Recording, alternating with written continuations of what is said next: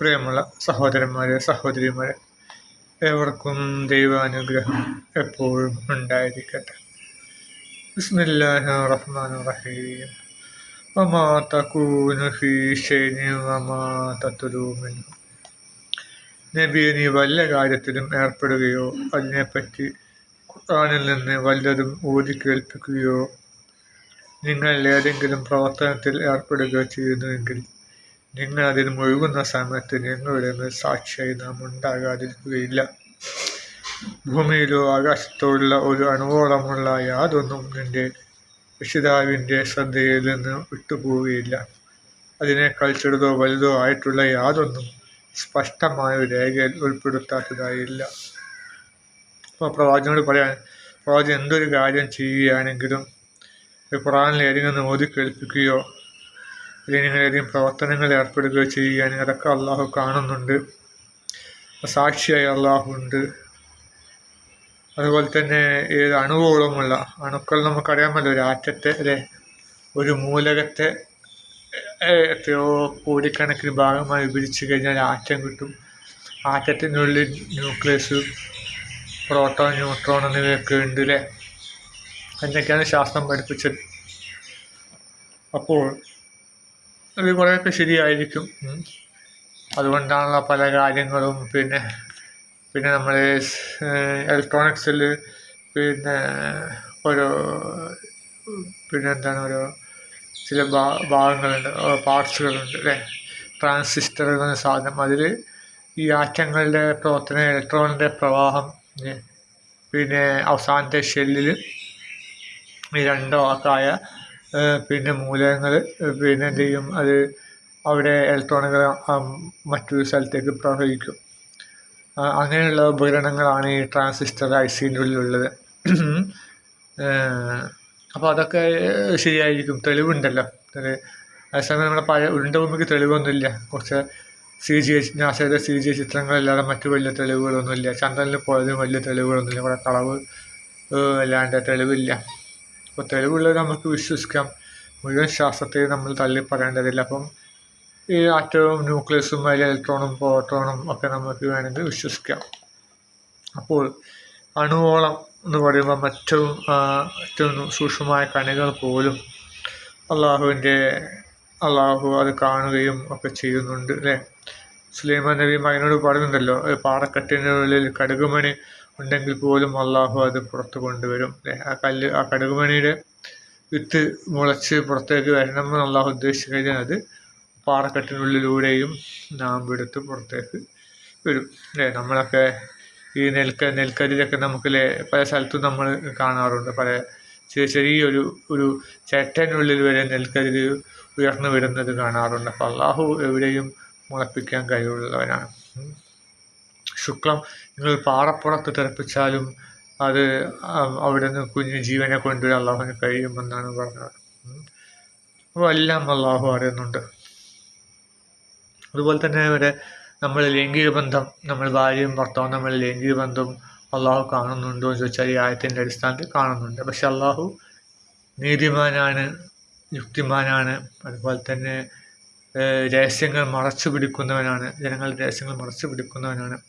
എന്നതിൻ്റെ അടിസ്ഥാനത്തിൽ അള്ളാഹു ചിലപ്പം എന്ത് ചെയ്യുന്നുണ്ടാവില്ല, അതിലേക്ക് ശ്രദ്ധിക്കുകയോ അത് ജനങ്ങളിൽ മറച്ചു വെക്കും എന്നാണ് നമുക്കിതിൽ നിന്ന് മനസ്സിലാവുന്നത്. ബാക്കിയെല്ലാം അള്ളാഹു എല്ലാം കാണും. അതുപോലെ തന്നെ രാത്രിയിൽ നടക്കുന്ന ഗൂഢാലോചനകൾ, ഗൂഢാലോചനകൾ നടക്കുക രാത്രിയാണ്. പണ്ടൊരു പാട്ടുണ്ട്, ആശാനെൻ്റെ ആശാന എന്നൊരു പാട്ട്. അതിൽ പാതിരാവാകുമ്പോൾ അവതാരം എഴുത്തും എന്ന് പറയും. പാതിരാത്രിയാണ് ഇവരധികം ഗൂഢാലോചന. ഏത് പ്രധാനമന്ത്രിമാർ നമ്മൾ കൂടിക്കാഴ്ച നടത്തുന്നതൊക്കെ രാത്രിയിലായിരിക്കും. പലരും നടത്തുന്നത് രാത്രി, കാരണം ആരും കേൾക്കില്ല. അപ്പോൾ അവർക്ക് പല തരികിടൊക്കെ നടത്താൻ വേണ്ടിയിട്ട് രാത്രി തന്നെ ഗൂഢാലോചനകൾ നടത്തുന്ന സമയം. അപ്പോൾ അതൊക്കെ അള്ളാഹു കാണുന്നുണ്ട്. അതോടൊപ്പം അള്ളാഹു എല്ലാം കാണാൻ കഴിയുന്നവനാണ്. പക്ഷേ നമ്മൾ ലൈംഗിക വേളകൾ മാത്രം അള്ളാഹു എന്ത് ചെയ്യും, അള്ളാഹുവിൻ്റെ കണ്ണിൽ നിന്ന് മറച്ചു വെക്കും. കാരണം അത് അള്ളാഹു സൃഷ്ടികളോടുള്ള സ്നേഹവും ലജ്ജയും ഒക്കെ കാരണം അള്ളാഹു മറച്ചു വെക്കുമെന്നാണ് ഇവർ മനസ്സിലാക്കുന്നത്. അള്ളാഹു അലം. അള്ളാഹുവിന് എല്ലാ കാര്യവും സ്പഷ്ടമായ രേഖയിലൊക്കെ അള്ളാഹു രേഖപ്പെടുത്തി വെച്ചിട്ടുണ്ട്. ഇപ്പം നമുക്ക് CCTV ഒക്കെ ഉണ്ടല്ലോ, അതുപോലെ അള്ളാഹു ഒരു രേഖയിൽ അള്ളാഹു എല്ലാ ചിത്രസഹിതം കാണിച്ചു കൊടുക്കും അല്ലേ. ഇപ്പോൾ നമ്മളൊക്കെ മദ്രസയിൽ പണ്ടൊക്കെ പഠിച്ചൊരു പുസ്തകം അല്ലേ, വലത് കയ്യിൽ പുസ്തകം തരും, അപ്പോൾ നമ്മൾ അത് വായിച്ചു നോക്കും എന്നൊക്കെ നമ്മൾ കരുതി. അപ്പോൾ നമ്മളെ കയ്യിൽ അന്നേരം ഇതുപോലത്തെ CCTV കാര്യം നമുക്ക് ഓർമ്മയില്ല. ഞാനൊക്കെ മദ്രസ പഠിക്കുന്ന കാലം ഏകദേശം 82 മുതൽ 85 കാലയളവിലാണ് പഠിക്കുന്നത്. അപ്പോഴൊക്കെ നമുക്ക് ഈ CCTV കാര്യങ്ങളും ഒന്നും അറിയില്ല. പിന്നെയുള്ള TV ആണ്, ദൂരദർശൻ്റെ TV ആണ് പിന്നെ വന്നത്, പിന്നെ 85 കാലഘട്ടത്തിലാണ് വന്നത്. അപ്പം മദ്രസ പഠിക്കുമ്പോഴൊക്കെ നമ്മളെന്താ കയ്യിൽ പുസ്തകമായിരിക്കും, പുസ്തകത്തിൽ എഴുതിയിട്ടുണ്ടാവും ഇത്രാം തീയതി നമ്മൾ ഡയറി എഴുതുന്ന മാതിരി ഇത്രാം തീയതി ഇന്ന വീട്ടിൽ നിന്ന് ഇന്ന സാധനം മോഷ്ടിച്ചു, ഇത്രാം തീയതി സ്കൂളിൽ നിന്ന് തൊട്ടടുത്ത വിദ്യാർത്ഥിയുടെ പേന മോഷ്ടിച്ചു, ഇതൊക്കെ എഴുതി വെച്ചിട്ടുണ്ടാവും എന്നാണ് നമ്മളെ ധാരണ. പക്ഷെ അതെല്ലാം മറിച്ച് ഒക്കെ ചിത്രസഹിതം വീഡിയോ സഹിതം എടുക്കുന്നതും കാര്യമൊക്കെ അതിൽ രേഖപ്പെടുത്തിയിട്ടുണ്ട്. അതുകൊണ്ടാണ് അവർ വിരൽ കടിക്കുന്നത്.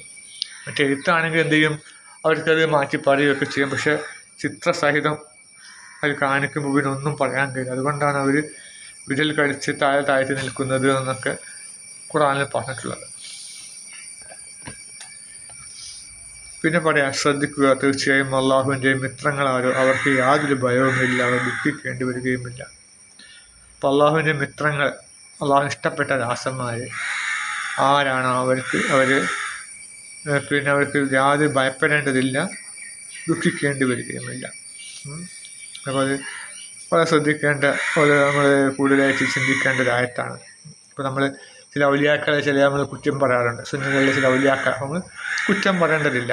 പക്ഷെ ഔലിയാക്കൾ എന്ന് പറഞ്ഞാൽ നമ്മൾ കാണുന്ന മുഹിദ്ദീൻ ഷെയ്ഖോ അവരോ ഇപ്പോൾ ആയിക്കൊള്ളണമെന്നില്ല.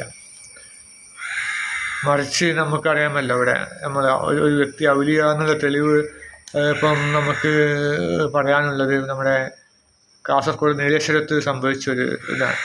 അവിടെ ഒരു കബറ് കുഴിച്ചപ്പോൾ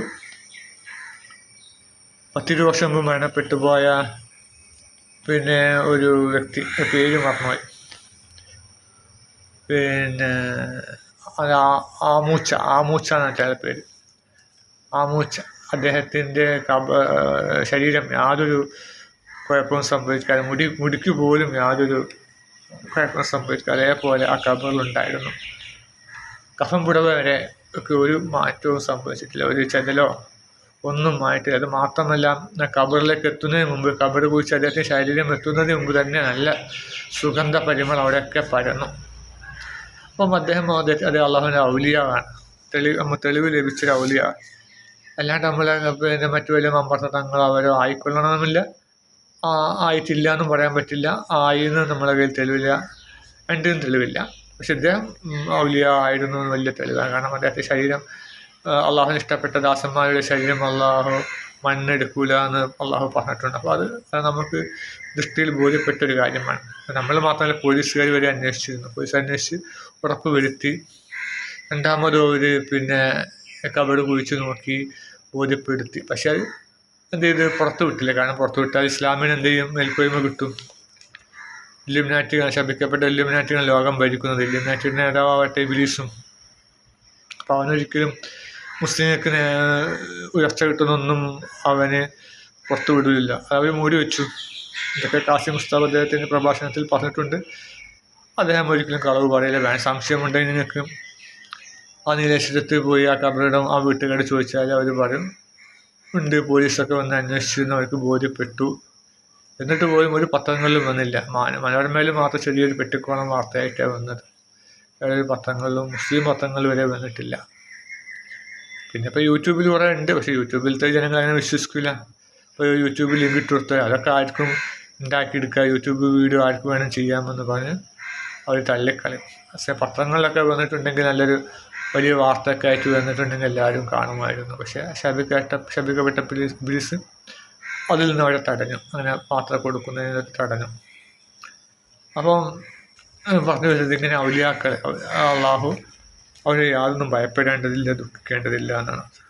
മരിച്ചാൽ വരെ അവരുടെ ശരീരം മണ്ണ് തന്നില്ല. അത്രക്കും സന്തോഷ വാർത്ത അവർക്കുണ്ട്. അതുപോലെ തന്നെ പിന്നെ അള്ളാഹുവിന് മിത്രങ്ങളുണ്ട് എന്ന് പറയുമ്പോൾ അള്ളാഹുവിൻ്റെ ഇഷ്ടദാസന്മാരാണല്ലോ അല്ലെ. മിത്രങ്ങളില്ലെങ്കിൽ അള്ളാഹു നിലനിൽപ്പില്ല എന്ന് നമ്മളതിൽ പാടുന്നതിൽ അർത്ഥമില്ല. അള്ളാഹുലേക്ക് നമ്മൾ അടുക്കുമ്പോൾ അള്ളാഹുവിൻ്റെ മിത്രങ്ങൾ നമ്മളാവും, അത്രയേ ഉള്ളൂ. അല്ലാണ്ട് അള്ളാഹുവിന് ആരെയും ആവശ്യമില്ല എന്നാണ് ഇവിടെ പറയുന്നത്. അങ്ങനെ അള്ളാഹുവിൻ്റെ യഥാർത്ഥ മിത്രങ്ങളായി തീരുവാനും അവൻ്റെ യഥാർത്ഥ ദാസന്മാരായി തീരുവാനും അള്ളാഹു നമുക്ക് തൗഫീക്ക് നൽകുമാറാകട്ടെ. ആമീൻ.